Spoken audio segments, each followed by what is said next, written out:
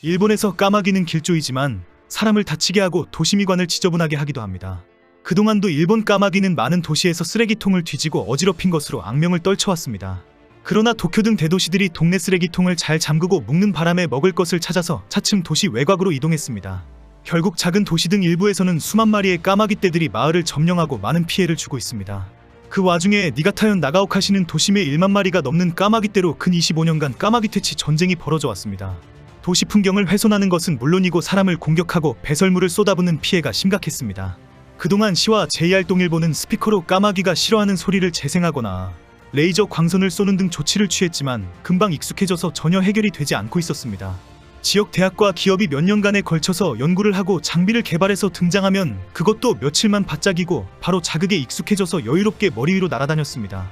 니가타현 나가오카시는 올해 3월부터 까마귀를 제거하는 본격적인 청소 작업에 들어갔습니다. 니가타현에서 까마귀 퇴치 예산으로 1,000만엔, 약 1억 원을 비용으로 할당했기 때문입니다. JR 동일본과 까마귀 연구팀들이 최첨단 장비까지 동원해서 한판 승부를 벌여보겠다는 것입니다. 25년간의 싸움을 이제는 인간의 승리로 끝을 내겠다고 큰 소리를 치고 있습니다. 그동안의 실패를 총점검해서 이제는 까마귀와의 머리싸움에서 이길 준비가 다 되었다는 것입니다. 나가오카시의 1만 마리 까마귀들은 기차 소리에도 놀라지도 않고 도리어 더 큰 소리로 시끄럽게 반항해왔습니다.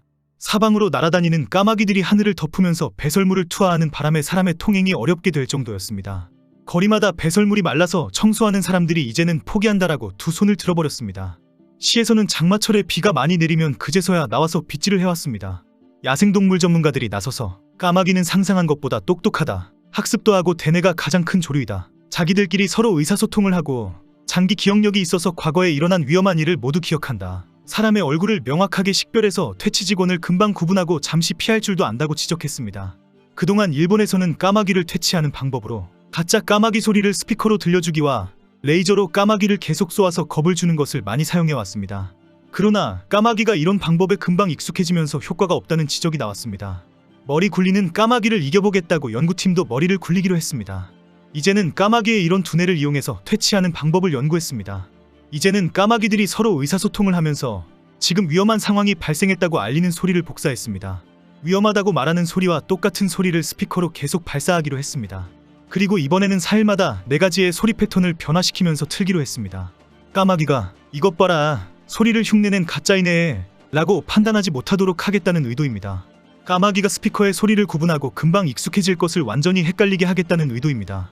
시와 JR 동일보는 나가오카역 주변의 건물과 주택이 3개 지점에 설치해서 반년 동안 그 효과를 관찰할 것이다. 까마귀가 눈치를 채고 익숙해지려고 하면 소리 패턴을 더 늘리는 방법으로 대응하겠다고 밝혔습니다. 이번 기회에 까마귀가 스피커 소리에 익숙해지지 않도록 다른 소리로 불규칙하게 반복하면서 반드시 까마귀의 머리를 이겨내겠다는 다짐입니다. 그리고 그동안 사용해왔던 레이저는 점에서 표면으로 변화를 주기로 했습니다. 레이저로 까마귀의 눈을 맞추는 점 조사 방식은 까마귀가 눈 하나 깜짝하지 않기 때문입니다. 최근 나가오카시를 방문한 퇴치 연구팀의 교수들은 점으로 쏘는 조사 방식은 까마귀에게 이제 더 이상 통하지 않는다, 넓은 면적을 가지고 있는 레이저를 준비해야 한다, 녹색과 적색광을 가지고 있는 넓은 면적의 레이저 표면으로 까마귀를 놀라게 하는 것이 효율적이라고 지적했습니다. 나이트클럽의 사이키 조명을 이용하자는 제안입니다. 연구팀은 사이키 조명처럼 번쩍번쩍거리면 까마귀가 정신을 차리지 못할 것이라고 주장했습니다. 직원이 점으로 까마귀의 눈을 맞추는 방식은 까마귀가 이미 다 파악하고 있기 때문에 바로 날아가서 눈을 피하고 레이저를 들고 있던 직원이 떠나는 것을 보고 다시 날아온다는 것입니다. 특히 까마귀가 인간의 등장 루틴을 잘 외우고 있어서 슬금슬금 나타나기만 하면 바로 흩어지고 결국 뒤로 물러나면 다시 우르르 돌아왔습니다. 이런 밀고 당기는 눈치 싸움을 25년간 했기 때문에 까마귀들도 저 인간이 또 나타났다고 사람을 인식할 정도입니다. 이번에는 루틴을 파악하지 못하도록 모자와 복장을 다르게 하고 사무실에서 나오는 순간을 숨기기로 했습니다. 수시로 모자를 바꾸고 등장하는 순간과 장소를 갑자기 그리고 자연스럽게 변화를 주기로 했습니다. 퇴치 차량에 내릴 때에 항상 같은 장소가 되지 않도록 연구팀이 먼저 루틴을 확인하기로 했습니다. 까마귀들과 등장 상황 루틴에 대한 머리싸움을 본격적으로 해보기로 했습니다. 이번 싸움에 대해서 소용없는 짓이라고 비판하는 사람들이 많습니다. 25년 동안 까마귀들도 이제는 사람의 머리 꼭대기에 있다고 지적합니다. 그리고 아무리 스피커나 레이저니 해도 까마귀를 잠시 쫓아보내는 것이지 완전히 없애지는 못한다고 비판합니다. 까마귀를 퇴치하는 가장 좋은 방법은 보양식으로 먹어치우는 것이다라고 주장하는 사람들도 많습니다. 까마귀 고기도 맛도 좋고 건강에도 좋고 지척에 깔려있는 공짜나 마찬가지인 보양식이라고 주장합니다. 일본에서는 까마귀 요리 전문가가 있고 정말 맛있는 까마귀 요리라는 인기 요리책도 있습니다.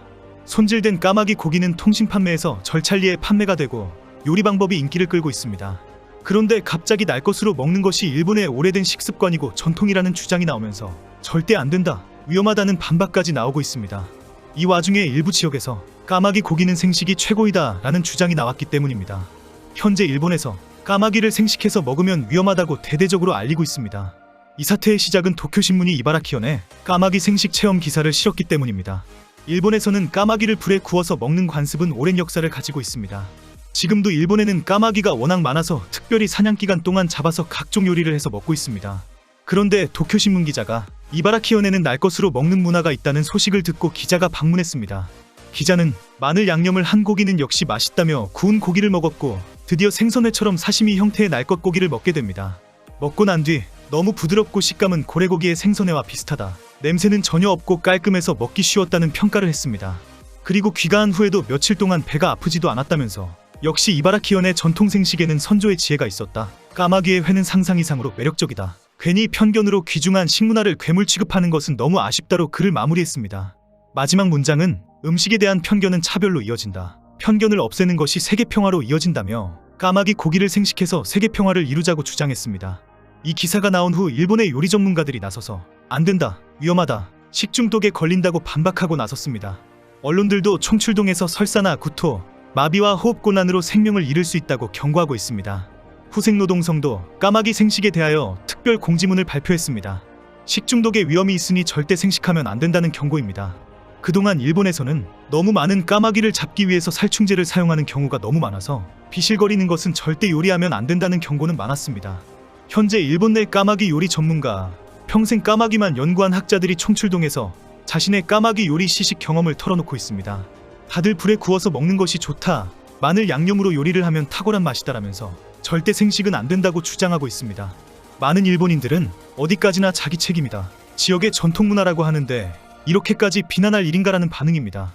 이 난리가 벌어지고 있는 와중에 까마귀를 보호하자는 운동도 있습니다. 일본인을 지켜주는 영물이라는 주장입니다. 일본에서는 까마귀가 지진 발생을 미리 가르쳐준다고 믿는 사람들도 상당히 많습니다. 과거 튀르키예에서 지진이 발생했을 때 수백 마리의 새들이 이상행동을 보였을 때에도 일본에는 까마귀가 있다며 화제가 되었습니다. 일본 등 지진다발 국가에서는 이렇게 동물들의 행동이 지진 발생과 연관이 있다고 인정합니다. 동물적인 감각으로 이상현상을 느낀다고 믿는 것입니다.